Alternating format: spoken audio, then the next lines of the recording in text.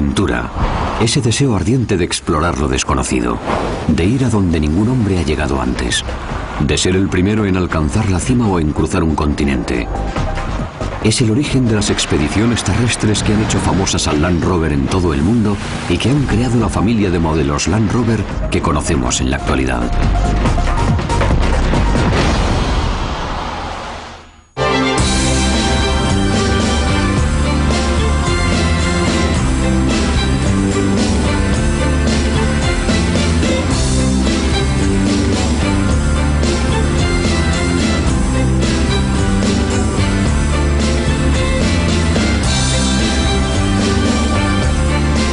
Grandes coches.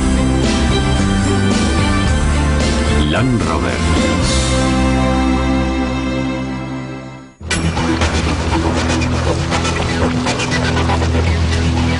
El Land Rover se ha convertido en el pasaporte a la aventura para millones de entusiastas del campo a través. Gente que busca un 4x4 capaz de llevarles a territorios inexplorados. Se ha hecho popular entre quienes quieren un poco de lujo unido a la posibilidad de ir a cualquier parte.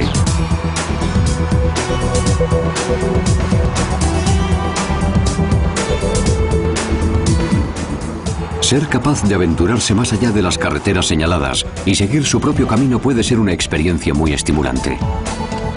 Los todoterrenos modernos han reavivado el espíritu de exploración. Pero pocos tienen la historia del Land Rover.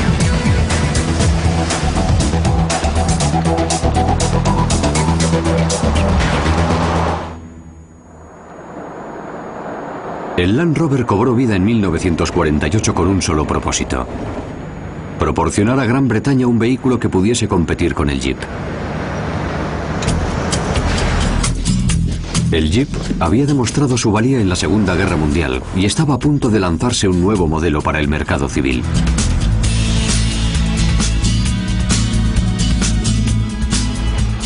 Pero al otro lado del Atlántico, en la Inglaterra de la posguerra, se estaba proyectando el diseño de otro 4x4 para el consumidor privado. Los hermanos Wilks, que dirigían la empresa automovilística Rover, estaban trabajando en una idea originada por la fascinación que sentía Maurice Wilks por su Jeep de campaña. A Maurice le encantaba su coche y el sólido vehículo le había resultado muy útil en su granja.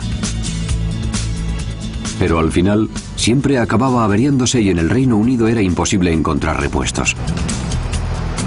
La perspectiva de tener que vivir sin su Jeep le dio a Wilks una idea. ¿Por qué no fabricar el suyo propio? La guerra había devastado la empresa de automóviles Rover. Las materias primas estaban racionadas, pero si Wilks demostraba que podía exportar el nuevo vehículo y obtener divisas para la nación, conseguiría lo que necesitaba.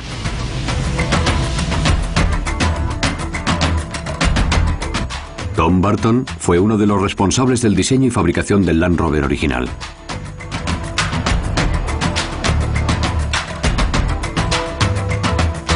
Se concibió, diseñó y fabricó en un solo año. Los Wilks siguieron utilizando su Jeep, pero por poco tiempo. Tenían algo nuevo. En el nuevo vehículo hubo que sustituir el aluminio por acero porque no pudieron conseguir suficiente aluminio.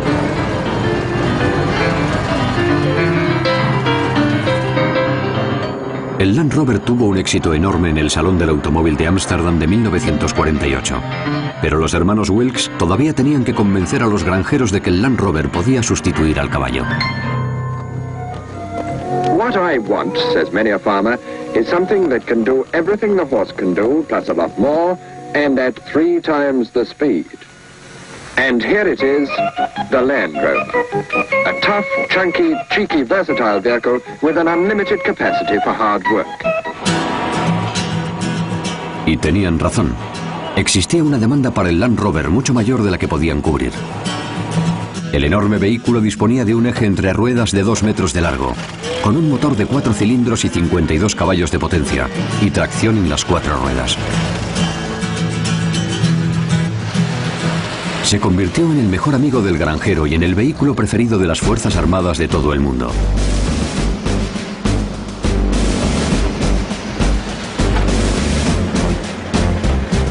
Una película promocional rodada por la empresa hace más de 50 años describe el Land Rover.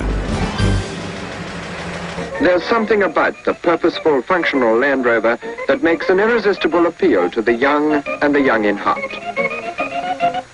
How's she different from an ordinary car? Jump in and I'll show you.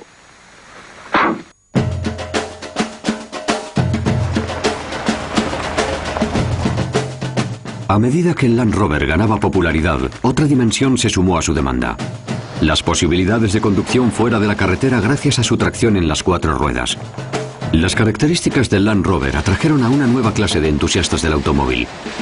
Apartándose de su imagen agrícola y de percherón, los propietarios de todo el mundo empezaron a utilizar el vehículo con fines recreativos y exploratorios.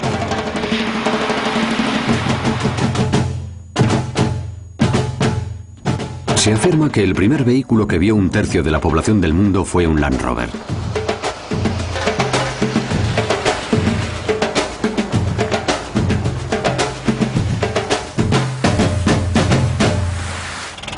La expedición Oxford y Cambridge fue una de las más famosas de sus muchas aventuras transcontinentales. Un viaje por tierra de 28.000 kilómetros entre Londres y Singapur. Los pilotos de la expedición, los primeros en conducir unos vehículos motorizados a través de esta ruta terrestre, fueron recibidos a su llegada por multitud de curiosos, con brindis de champán y cobertura de la prensa internacional.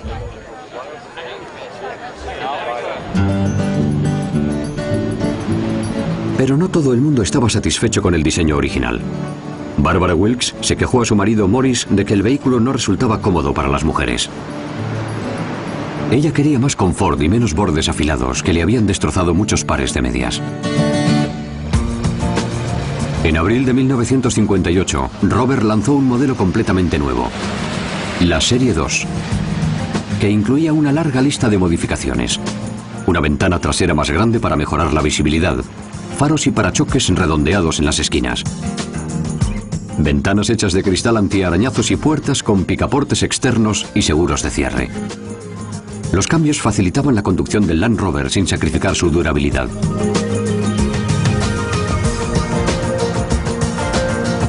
Llegó una avalancha de pedidos de muchos países. Había Land Rovers explorando las selvas de África, sirviendo en el frente de batalla y desempeñando labores que muy pocos vehículos podían llevar a cabo.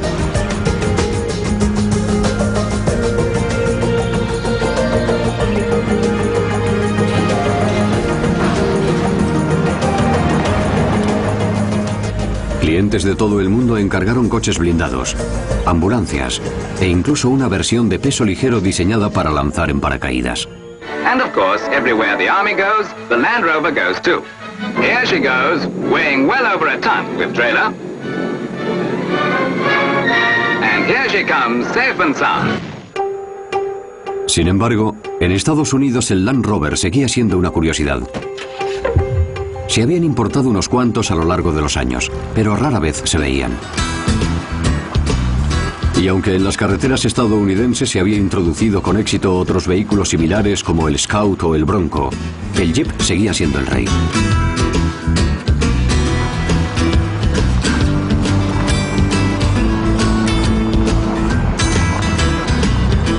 Conducir campo a través se convirtió en un pasatiempo para las familias deseosas de escapar de los suburbios. Pero muy pocas lo hacían a bordo de un Land Rover. Existían demasiadas ofertas y además menos costosas. Otro problema eran las estrictas leyes de emisión de gases que exigían la fabricación de modelos especiales para poderlos exportar a Estados Unidos. Rover no podía permitirse esa inversión y abandonó el mercado estadounidense.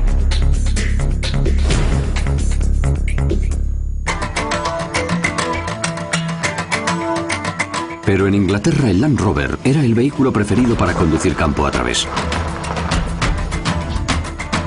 La empresa desarrolló un modelo más civilizado de vehículo al comprobar cómo utilizaban en realidad los clientes el 4x4.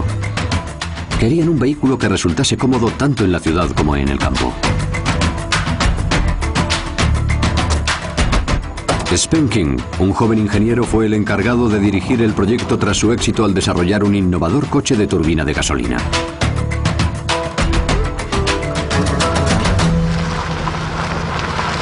Spen consideró al Ford Bronco y al Chevy Blazer sus principales competidores y decidió llevarse entre 10 y 15 Land Rovers a un safari de 2 días para compararlos con la competencia.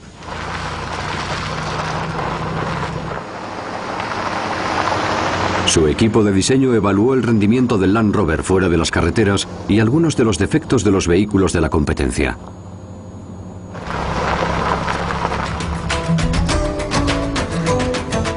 El equipo de diseño fabricó varios prototipos antes de decantarse por uno que se llamaría Range Rover.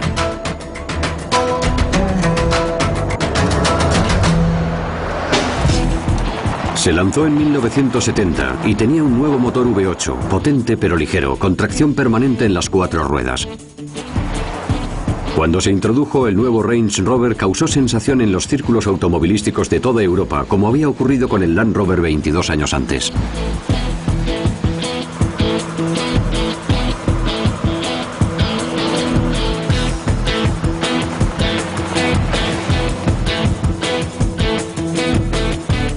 El Range Rover no se parecía a ningún otro 4x4. Su innovador diseño ganó numerosos premios. Incluso se llegó a exhibir en el Museo del Louvre de París como arte automovilístico.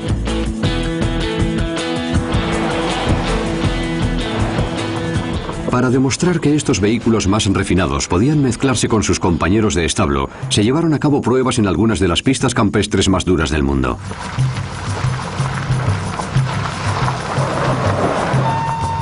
Cruzaron el Sáhara, atravesaron la selva panameña del Darién y recorrieron los peores terrenos desde Alaska a la punta de África. Todo ello para demostrar que los Range Rovers podían llegar a cualquier parte.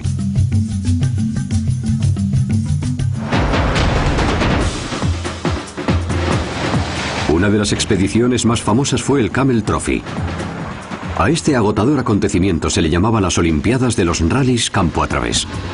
Cada año, varios equipos de aficionados se lanzaban a la conquista de terrenos abruptos en emplazamientos exóticos.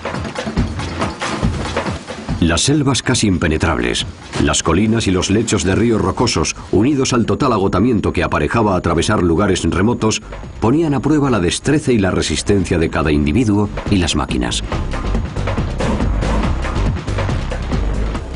En 1982, 8 equipos de 2 miembros procedentes de 4 países atravesaron Nueva Guinea. Cuando los caminos se transformaron en pistas de barro y después en ríos desbordantes, los equipos agradecieron la improvisada pero hábil asistencia de los nativos.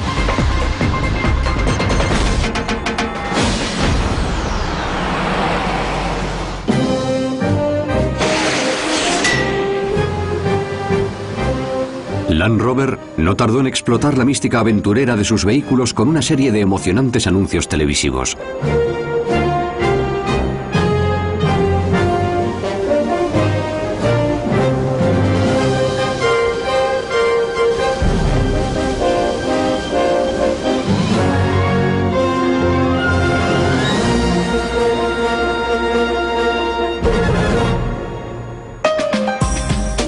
La marca había conquistado los mercados de todo el mundo excepto uno, Estados Unidos. Los ejecutivos querían regresar a ese lucrativo mercado, pero las investigaciones previas revelaron que un vehículo deportivo todoterreno costoso no se vendería bien.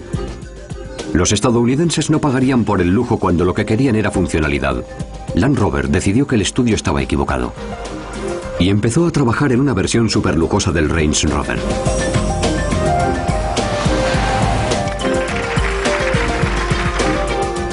En 1987 la empresa ofreció a los compradores estadounidenses un exclusivo Range Rover cargado de extras nunca vistos en un 4x4. Asientos, cierres y elevalunas eléctricos, ventana en el techo, cuero, madera pulida y un equipo de sonido estéreo de primera categoría.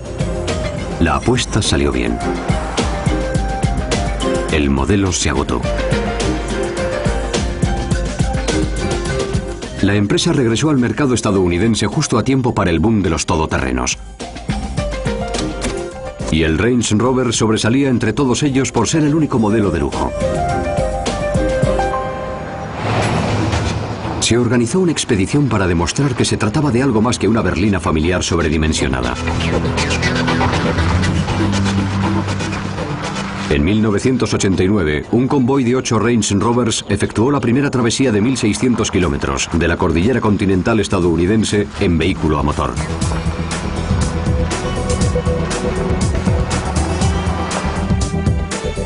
Mientras el Range Rover se distribuía en todo el mundo, los ingenieros siguieron diseñando nuevas mejoras de alta tecnología. Fueron pioneros de muchas de las actuales tecnologías de incremento del control y la seguridad de la tracción en las 4 ruedas. Mecanismos sólidos para mantener el coche dentro de la trayectoria deseada.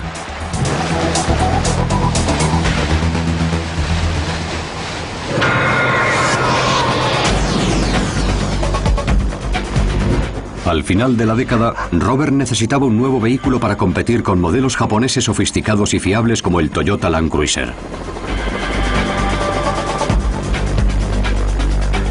Querían un 4x4 que combinase las comodidades del Range Rover y la dureza del Land Rover primigenio.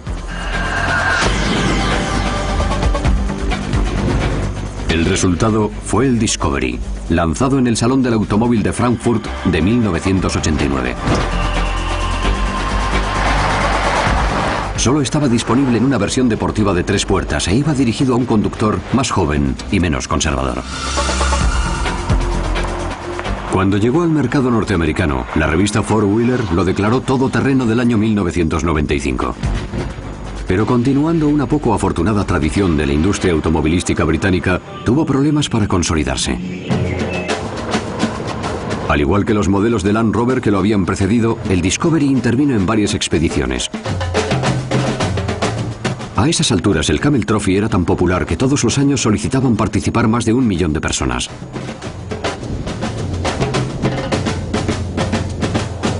Los conductores del Discovery se apuntaron para atravesar Siberia. Querían demostrar que se trataba de un genuino Land Rover, digno del legado iniciado por el primer Land Rover, que ahora se llamaba Defender.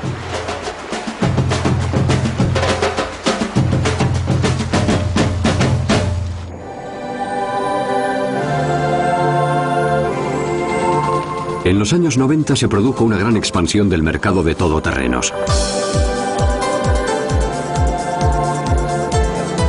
Aparecieron nuevos modelos de marcas como Hummer, Lexus e incluso Cadillac.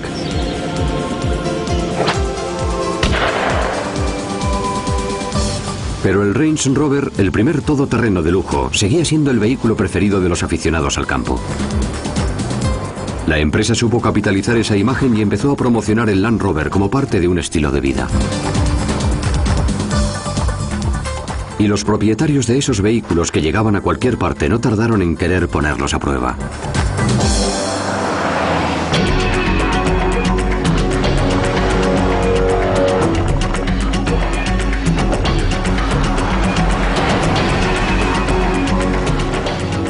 Las academias de conducir Land Rover son las escuelas de conducción más exclusivas del mundo y proporcionan cursos intensivos para conducir en terrenos abruptos.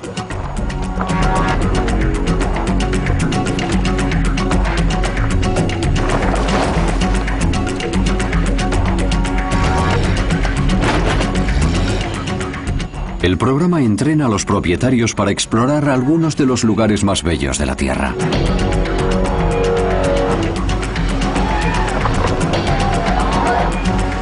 Pero primero, tienen que someter tanto su habilidad como sus vehículos a las más duras pruebas. En 1994, el Range Rover celebró su 25 cumpleaños con un nuevo modelo. Fabricado en una nueva planta de ensamblaje, se trataba del vehículo más avanzado técnicamente que habían diseñado.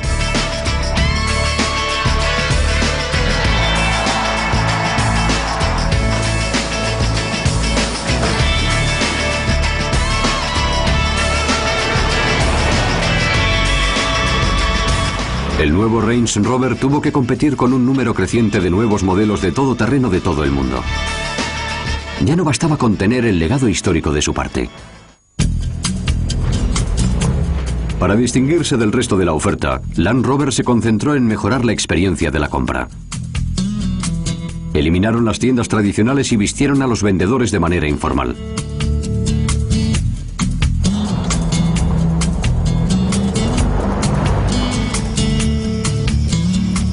Se crearon centros Land Rover.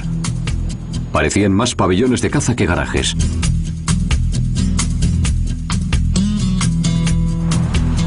Incluso se daba al comprador la oportunidad de someter su nuevo todoterreno a una verdadera prueba.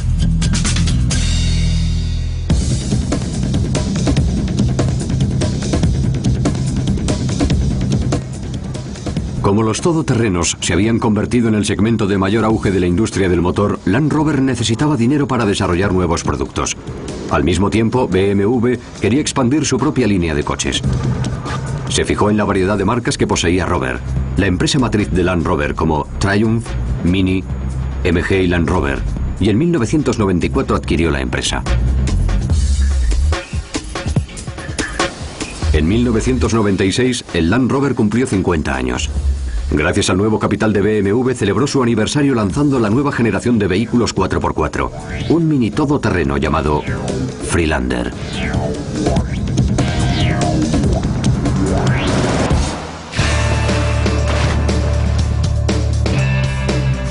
Fue el primer Land Rover sin una estructura de chasis separado y el primero con motor montado transversalmente. Al principio se había diseñado solo para Europa, con más de 16 extras patentados como el control de descenso de cuestas, pero al final el Freelander se comercializó en todo el mundo. No estaba diseñado para competir ni reemplazar al Range Rover, al Discovery o al Defender, sino que iba dirigido a un público más joven y deportista.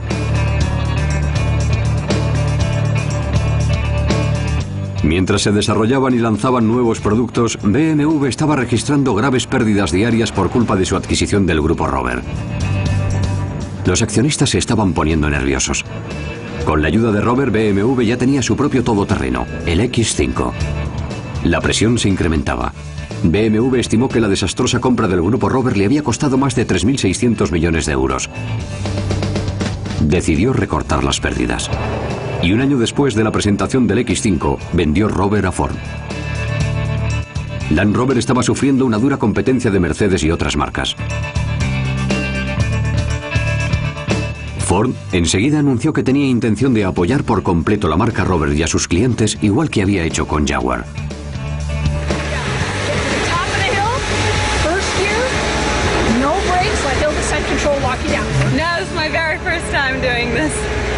Amazing car. Oh my God, I love you. Thank you. Este tipo de fidelidad ha ayudado a Rover a sobrevivir en un mercado saturado. A los propietarios a veces se les premian acontecimientos especiales, como esta presentación del Discovery 2 en un refugio de Colorado. Aquí muchos propietarios pueden poner a prueba las facultades todoterreno de su vehículo. A menudo, por primera vez. Conducir a través de estos paisajes rocosos abre nuevos horizontes. Es fácil comprender el atractivo de estos vehículos.